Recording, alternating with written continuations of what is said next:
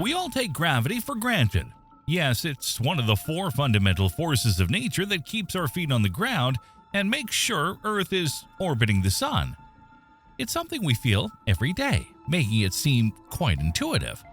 Whatever goes up will fall down. But the more you dig into it, the more you realize there's a whole lot more to this force than meets the eye. Today, we'll look beyond the classic Newton apple tale and uncover 5 intriguing facts about gravity that are often misunderstood, oversimplified, or still puzzling to many.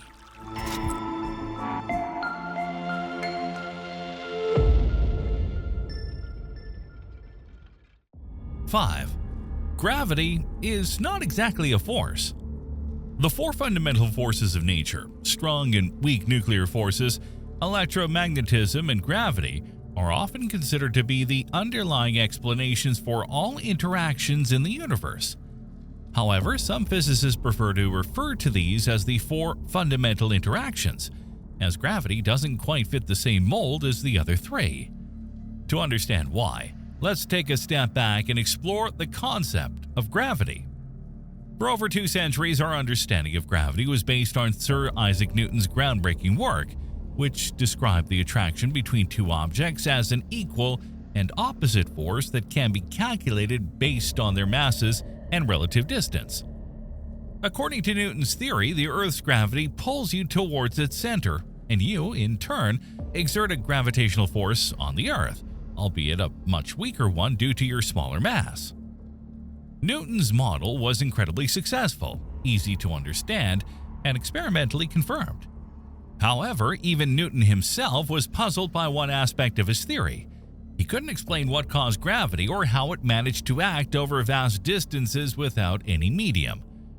In a letter to Richard Bentley, he expressed his skepticism, writing that the idea of one body influencing another across a vacuum without any intervening mechanism was so great an absurdity that I believe no man who has in philosophical matters a competent faculty of thinking can ever fall into it. Imagine the collective sigh of relief from scientists worldwide when Albert Einstein finally cracked the code on gravity with his groundbreaking theory of general relativity. For centuries, gravity had been viewed as a force that acted between 2 objects, but Einstein turned this notion on its head. He revealed that gravity isn't a force at all, but rather a byproduct of mass distorting space-time. You might recall learning in physics class that an object in motion stays in motion unless acted upon by an external force. This means that if you're cruising through the vacuum of space, your speed and direction would remain unchanged until something intervenes. Newton's laws of motion were spot on, and Einstein built upon this foundation to revolutionize our understanding of gravity. In a Newtonian model, your path through space would be a straight line, bent by gravitational attraction, curving your trajectory towards the object. But Einstein showed that it's not your path that's curved, but rather space itself. This distinction may seem subtle, but it's crucial. Mass warps and stretches space-time, making what we perceive as a straight path actually curved along this warped terrain. This curved yet straight path is called a geodesic. For context, let's consider commercial air travel. Pilots aim to take the shortest route to their destination, which appears as a straight line from their perspective. However, when you zoom out, you see that their overall path is curved, following the Earth's surface, which curves into a third dimension on a spherical surface. Similarly, objects travel in a straight line guided by the curves of space-time, giving the illusion of a mysterious force pulling a planet towards a star. But in reality, there's no force, no invisible push or pull, just the star's mass warping space-time. Think of it like this: gravity feels strongest where space-time is most curved, and it vanishes where space-time is flat. This is often summed up in the words of John Archibald Wheeler as follows: matter tells space-time how to curve, and curved space-time tells matter how to move. 4. Our theories fall apart at the quantum level. Thanks to general relativity, we now have a more accurate model of gravity, refining the insights originally provided by Newton. However, it is not without its limitations. One significant issue is that gravity remains the only fundamental interaction that has yet to be reconciled with quantum mechanics. In essence, relativity describes larger objects, while quantum mechanics describes the universe at a subatomic level. Typically, when working with the domain of one, the other can be safely ignored, as they describe different aspects of the universe. However, there are situations where both are necessary to fully understand what is occurring, such as during the moments immediately following the Big Bang or near the singularity of a black hole. To achieve a complete understanding of the universe, these two theories must eventually find common ground. This has led to a decades-long search for a theory of quantum gravity, or a theory of everything, that unifies all domains, including gravity. Over the years, various models have been proposed, such as loop quantum gravity, M-theory, string theory, and twistor theory, among others. One challenge shared by these theories is that they predict results at extremely high energy levels or tiny regions of space, making them nearly impossible to verify with real-world experiments using current technology. For instance, loop quantum gravity predicts that space-time is not continuous, but rather composed of distinct pieces or bits that cannot be divided further. This theory also makes up the surprising prediction that the speed of light is not constant, but varies slightly depending on a photon's wavelength. However, the difference is so minuscule that it is currently undetectable. Similarly, several predictions made by string theory require energy levels that are beyond the capabilities of current particle accelerators. While these theories have contributed interesting scientific and mathematical insights, they lack experimental validity and therefore cannot be solidified as accepted science. As a result, there is no consensus in the scientific community regarding quantum gravity, and the field is actively developing. It is an area worth monitoring in the coming decades, as fresh ideas and technological advancements may enable us to experimentally verify these theories and finally reconcile gravity with quantum mechanics. Hey guys, just a moment before we continue. Be sure to join the Insane Curiosity channel. Click on the bell, you'll help us to make products of even higher quality. 3. Gravity is limited by the speed of light. In physics, few equations have made a bigger impact than E equals mc squared, showing the relationship between energy and mass. However, the significance of this equation extends far beyond its mathematical simplicity. However, the speed of light denoted by the letter c is not just a constant specific to light, but rather the universal speed limit that governs the movement of all objects, including light, massless particles, and even information. Albert Einstein's groundbreaking theory of relativity not only unveiled the connection between energy and mass, but also predicted the existence of gravitational waves. These ripples in space-time, born from the fabric of gravity, propagate at the speed of light, carrying information about the universe's most violent events. The implications of this discovery were profound, suggesting that even the most massive objects, such as stars and black holes, could be connected through a web of gravitational waves. But there was a catch. Detecting these waves was deemed nearly impossible, as they would be minuscule and tough to measure. For over a century, scientists doubted whether the technology would ever advance enough to capture these elusive signals.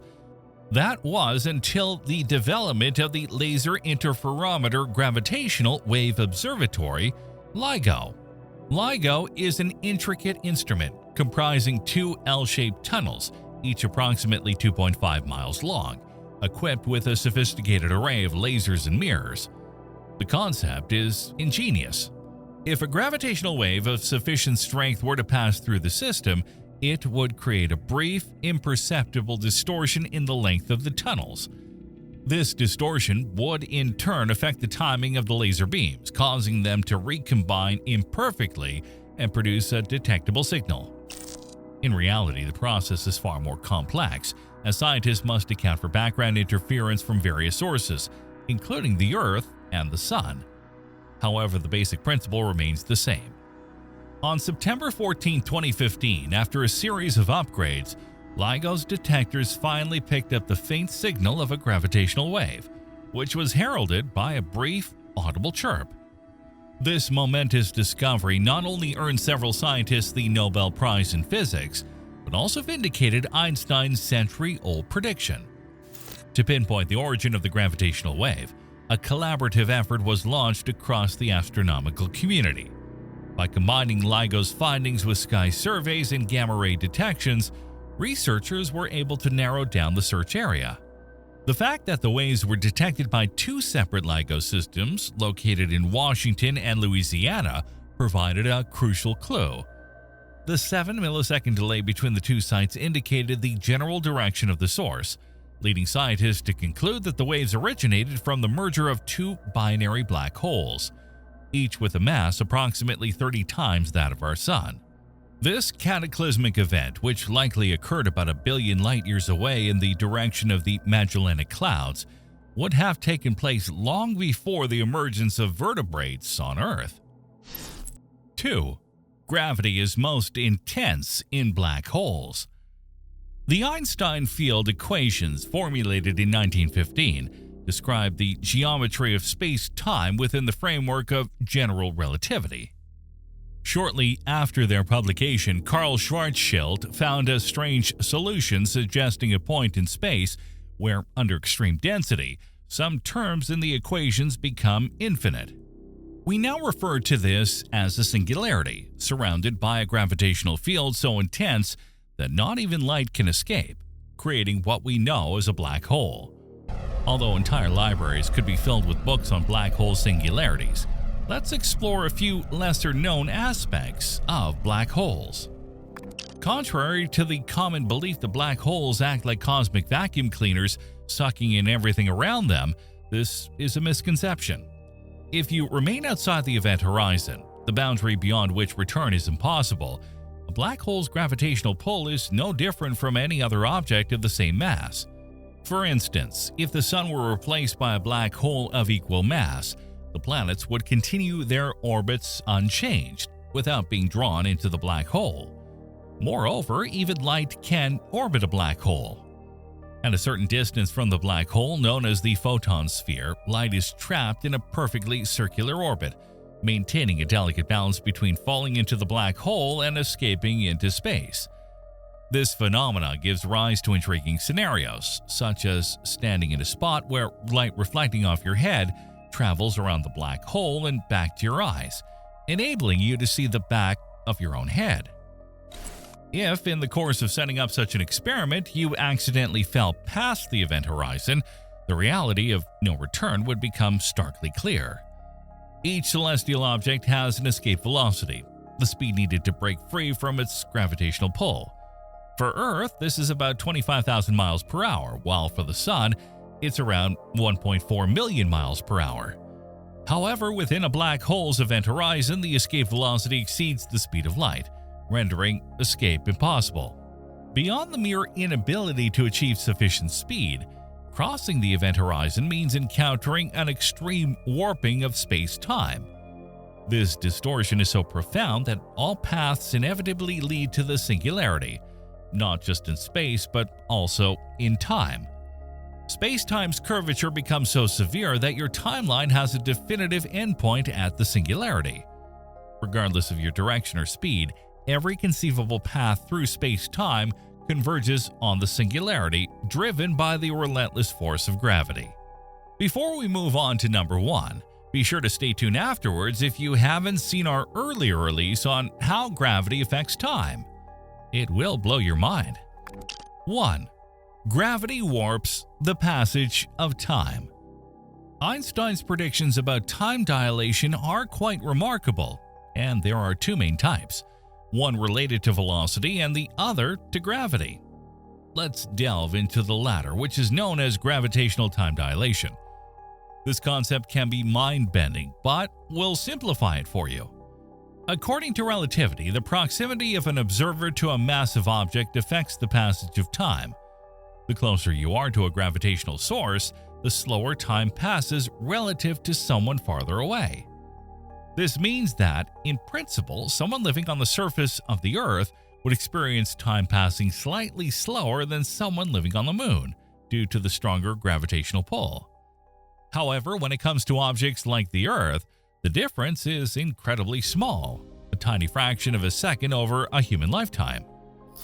It's worth noting that the strength of gravity is significantly greater at the Earth's core, which means that if you were to start clocks at the moment the Earth formed, you'd find that the core is about 2.5 years younger than the surface.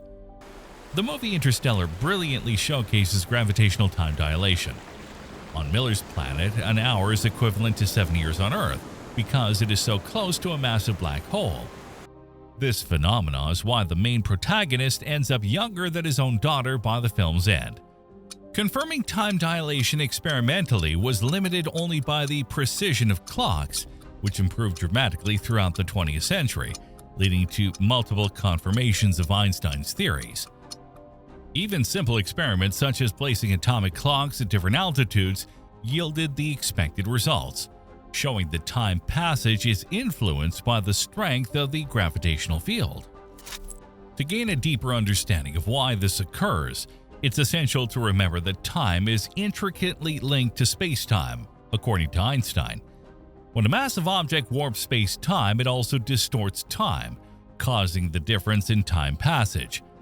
Think of time as a linear journey, where each milestone marks a year past. When you're in a strong gravitational field, like near a black hole, the distance between each milestone increases, making it take longer to reach each year. This means that time passes more slowly for the twin near the black hole compared to the twin on Earth. The fundamental point of relativity is that each observer experiences time as passing normally, and time dilation only becomes apparent when comparing two different locations.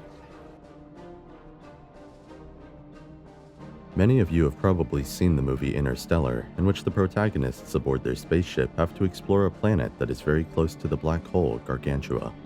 So close that for every hour spent on the surface of the planet, on Earth, 7 years passes.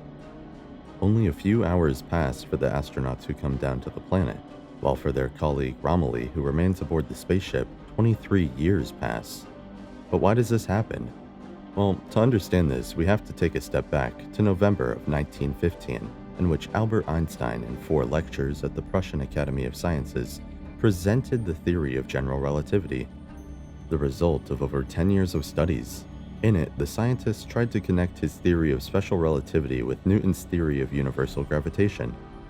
Very briefly, we remember that special relativity establishes that the laws of mechanics, electromagnetism, and optics are all the same in inertial reference systems, i.e., those in which a mass moves in uniform rectilinear motion, and that the light propagates in a vacuum at a constant speed, regardless of the state of motion of the source or of the observer. The equation underlying general relativity, also called Einstein's field equation, is based on the equivalence principle, which establishes that inertial mass and gravitational mass are equivalent. However, the respective definitions of those two types of masses are different. The inertial mass is proportional to the inertial of a body, which is the resistance to the change in the state of motion when a force is applied, while the gravitational mass is proportional to the interaction force of a body with gravitational force. The equivalence principle is so called because an observer jointed with the moving masses is unable to distinguish an acceleration due to an external force from that is produced by a gravitational field. The difference is visible only from a reference system that is not joined with the moving masses. To try to better understand this principle, Einstein himself proposed the elevator thought experiment. Let's imagine we're inside an elevator on the top floor of the Empire State Building, and suppose there's no air in it. Suddenly, the carrying cable breaks and the cabin begins to fall freely with a constant acceleration equal to the acceleration of gravity, which for the Earth is 9.8 meters a second squared. A person inside drops a stone and a feather.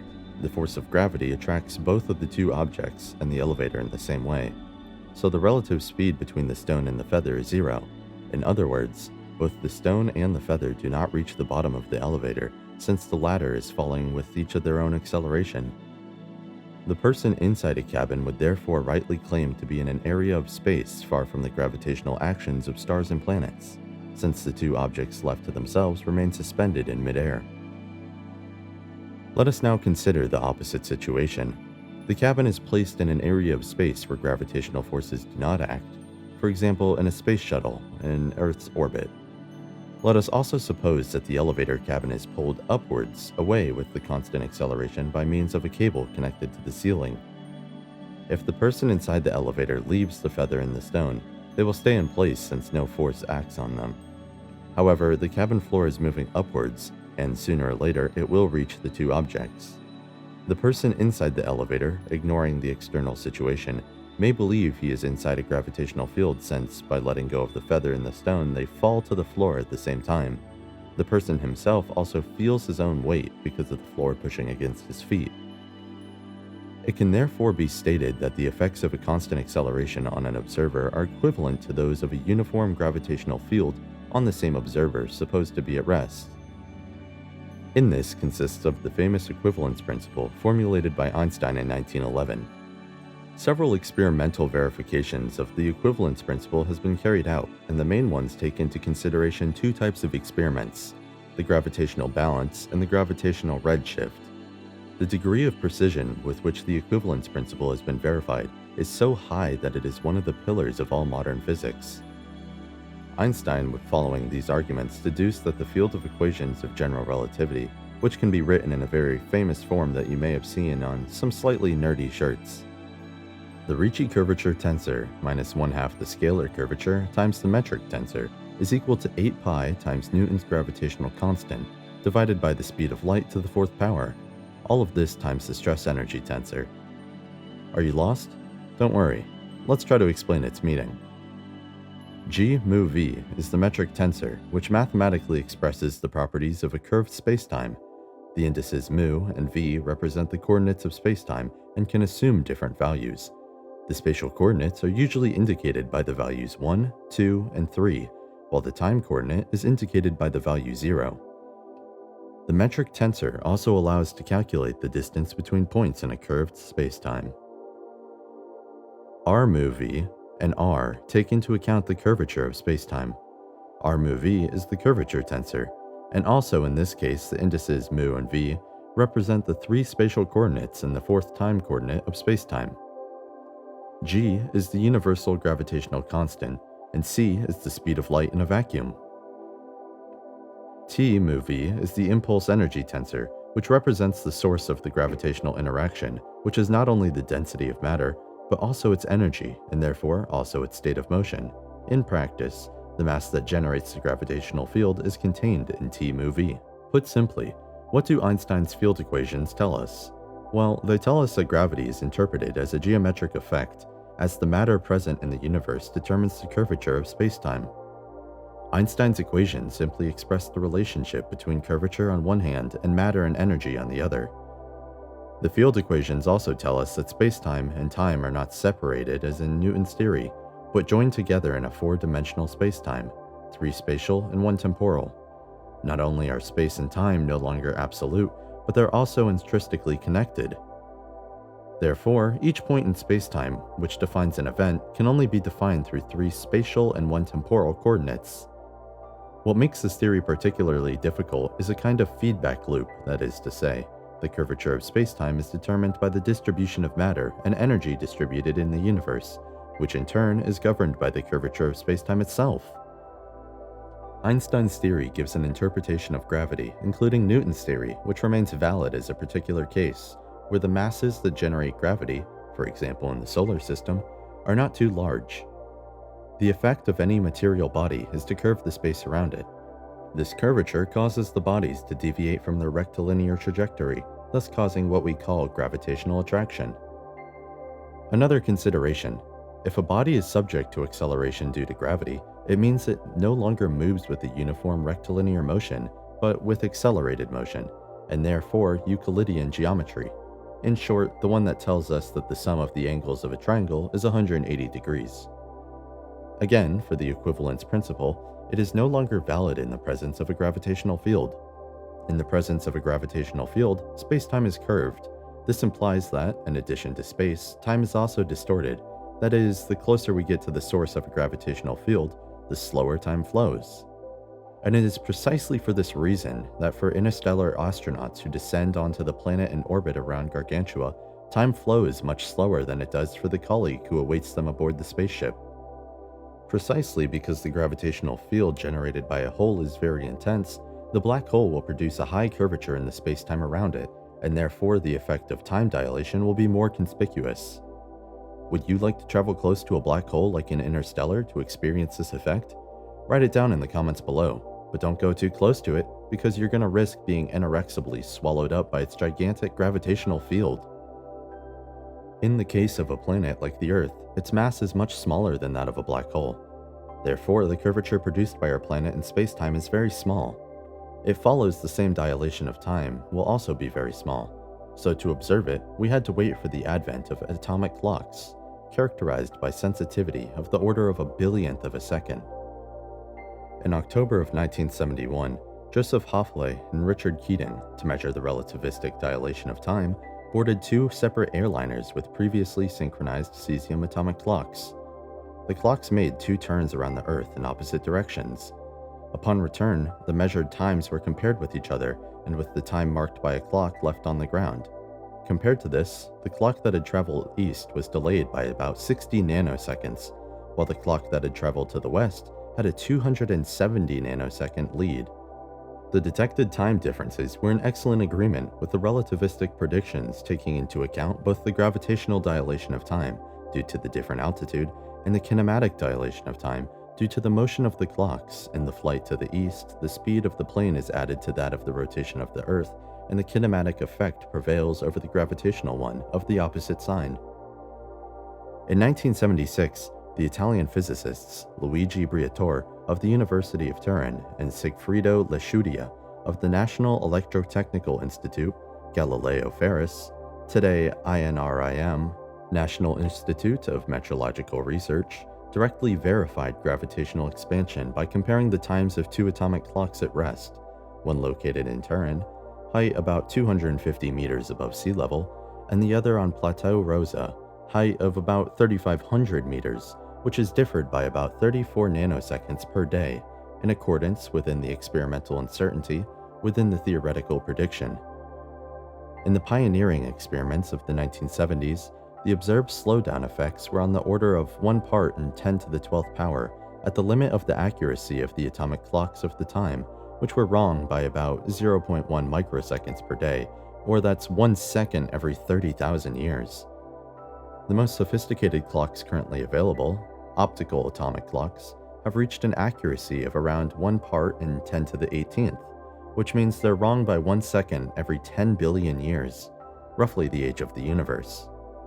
These watches would allow you to observe the different passings of time even at low speeds and on gradients of just few tens of centimeters. Would you like to have such a precise watch, and what would you use it for? Write it down in the comments below. It should not be forgotten that the relativistic effects of time have also entered the daily life.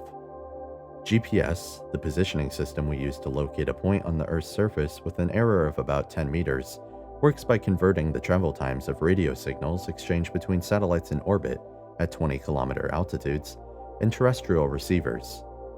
Since the clocks on the satellites are in motion respected to those on the ground and feel a weaker gravitational field, the time they measure is different from the time measured by the receiver.